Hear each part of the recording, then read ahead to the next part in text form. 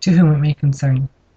I am writing to you in response to an article featured on the front of today's Evening Echo, which later continued on page 2 of the paper, edition number 34592.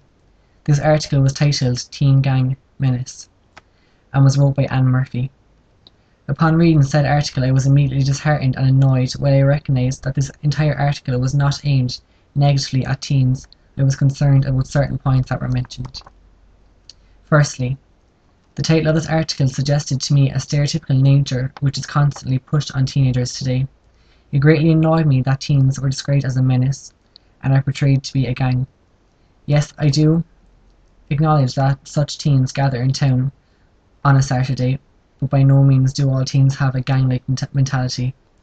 I wish to raise the concern that teenagers today have no other choice but to hang around and socialise because not many facilities are available for them.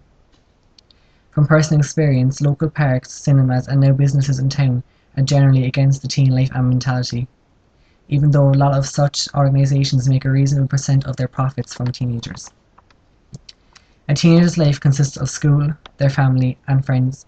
Saturday is an escape and free time for teens, whether it's going to town, going to the cinema, or hanging around. Teens are constantly under scrutiny.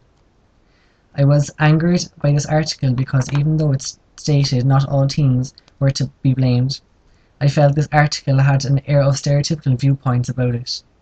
Why is it that when one teen or a group of teens cause trouble, the entire teen majority have to deal with the consequences?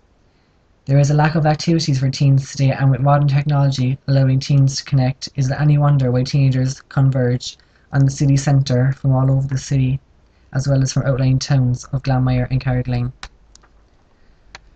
While I do see and agree with the fact that certain teens are causing trouble on weekends, I wish to say that not all teens are to fault for such trouble. Plenty of teens travel to town on a Saturday and cause no trouble at all, and only look to enjoy themselves. Therefore, why is it that all teens are portrayed to be the problem, or the menace? Teens in this article are also portrayed as intimidating, which I totally disagree with. The mentality of people today is that most teens are rough and wild, which I do not agree with either. Teens are constantly followed in shops by security, and in my opinion are constantly looked down upon.